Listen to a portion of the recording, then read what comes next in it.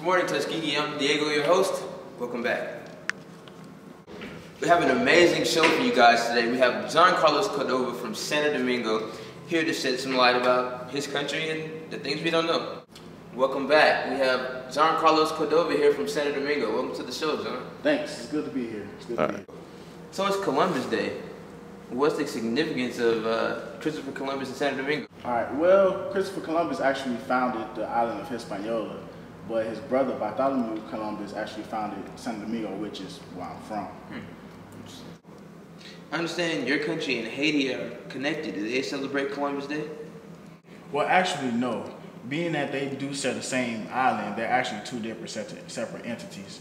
You have Haiti, which is one entity. You have the Dominican Republic, which is where Santo Domingo is actually located. They were actually split off in 15th century. We got John Carlos Cordova. We're talking about beautiful women in Santo Domingo. Don't go anywhere. We'll be right back.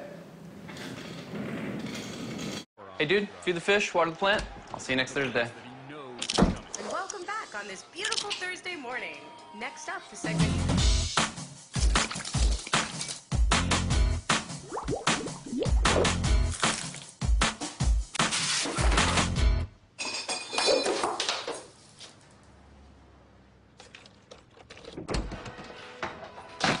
Grandpa!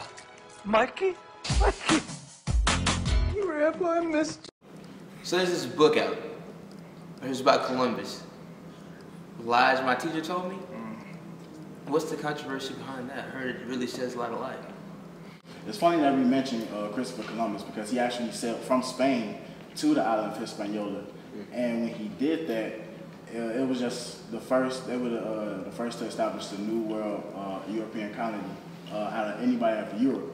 So once they did that, that led to opening the door for new, different things as far as resources, new faces, just a new culture intended that no one knew about. So they really created, or were the first to embark on this America that we know. I mean, of course, there were more people before them, but they were the first to actually be recorded, first to actually get recognition. I mean, others have recognition, but they have a little bit more recognition. And it's actually interesting how this actually went about. Once they settled, you know, they just like, well, it's all these new faces, all these new things. So if I'm going to be traveling to a new world, I'm going to want these things for myself.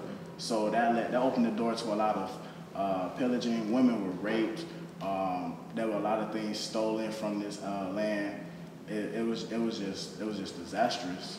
The island itself is only 74.5 square kilometers, so it's a lot of land to cover. There's just a lot that was just done. But there's a lot of beautiful beaches. It is. There's a lot of beautiful beaches. Headline I read, Santo Domingo deemed UNESCO World Heritage Site.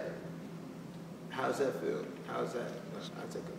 Well, it's Santo Domingo, not even just Santo Domingo, but the Dominican Republic in general has just been going through a lot ever since it's been inhabited. It has so many trials and tribulations throughout history, people trying to pillage it. You had the French tried to take it over, and then it was also hit by a hurricane in the past, so that wiped out everything clean. And that made our the settlers at the time had to actually relocate on the right side of the Ozama River when they were actually located on the left. Really? And that it was real interesting because that's actually when they started to build Fort Ozama, which is actually named after the Ozama River because of its location. You're an architect, right? Santo Domingo's surrounded by water and mountains. How do you guys build?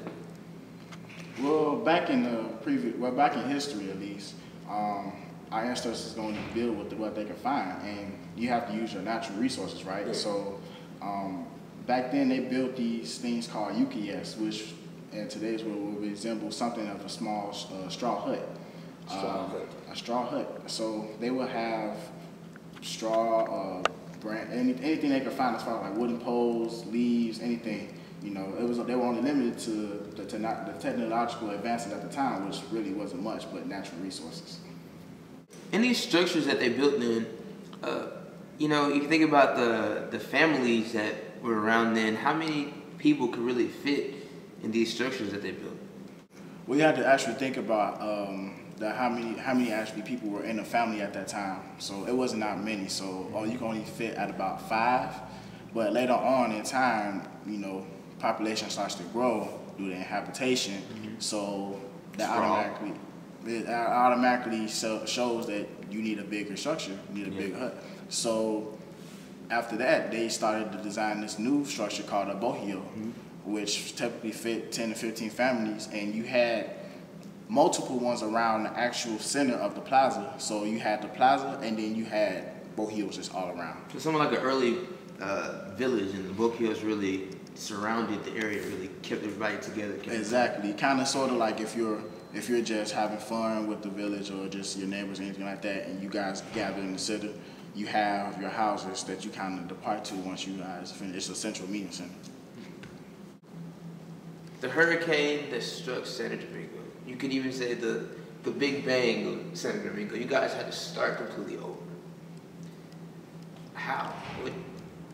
What did you guys do? Well, we pretty much just picked up whatever we had and just moved to the other side of the river. It seems kind of simple, but it really wasn't. We just had, like I said, we had to start all over. So what we did was we used a benchmark of the Ozama River. That was where the most transportation was being used at the time. So we figured we just use that as at least our ancestors felt that they would use that as a starting point. In which case you could still come down the river, just trading if you're trying to get anywhere a part of the city. And we just built from there. We started building roads where you can walk to any place you wanted to get to. So you had 2 major points where you had 2 major ways you can actually transport yourself. You had water, the river, and then you had by foot, which is very easy back at that time. There wasn't really anything besides horses. Yeah. But we pretty much, my ancestors pretty much just used different houses and everything. It's built roads. It just leads from the river on down, so it's kind of like they just started that and they just extended back. The typical things that we had before, the houses, the squares, everything centered in the middle. You know, it was. So it really gave you guys that chance to really plan the city. You know, really set that square, set these streets. You know, really establish a city. We actually used what we learned at first when we planned our ancestors, what they planned the first side, and we just improved thereon. You know, no real city is really perfect. No real planning is actually perfect. There's always design is always improving. So we took what we had and we just built from that, which we. I mean, I guess it was a bad and it turned into a good. You know, we were able to just use what we had and just build upon that and improve that. So now we have a better flow of the city. We have a more understanding on how to get around the city as far as trade routes, traveling to the city, and not even just Santo Domingo, but if we wanted to go anywhere else on the continent. Actually, when we rebuilt the city, it was built based on the Roman influence. So one of the things that we actually incorporated in one of the squares is Parque de Colón, which is actually built behind a statue of Christopher Columbus. You know, it's just used today for pretty much tourists who just come to see the city, just to see how the city was laid out after the hurricane, which is a very good feat indeed. Onward and upward. We'll be back with more after this break. If you're having trouble believing in yourself, write yourself an inspirational note and put it somewhere you'll see it each morning.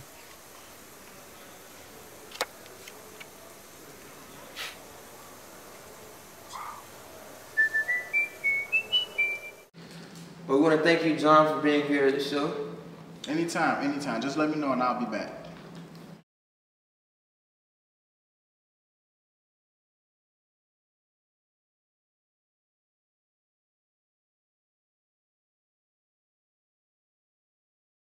Well, this is Welcome Back. I'm Diego, your host. We'll catch you next time.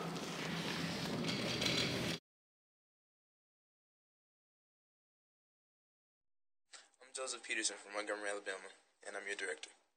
I'm Terrell Jefferson, and I'm the researcher for group number 4. Hi, I'm Bridget Smith from Atlanta, Georgia, and I'm your script writer. Hello, my name is Clifford Watkins, and I'm the chief editor. Hello, my name is Kevin Thompson, and I am the photographer.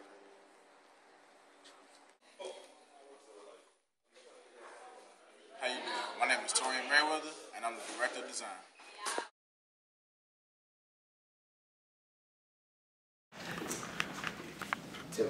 I'm already recording. Oh.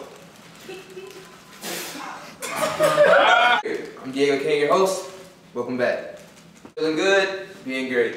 I'm Diego King, your host. Welcome back. Welcome back, Chicago!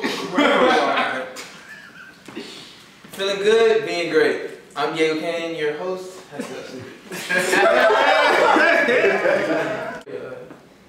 Man, she is one of the best things that has happened to me. Oh my gosh, she's so beautiful. Wow, I remember when I got married. Yeah. Which wife? The first time. What'd you guys do for your honeymoon? I know that was probably special. Yeah, we actually traveled to Spain. And there I've actually picked up some ideas for some more work that I'm going to do back home in Santo Domingo. More work like what? I mean, expound. Tell people.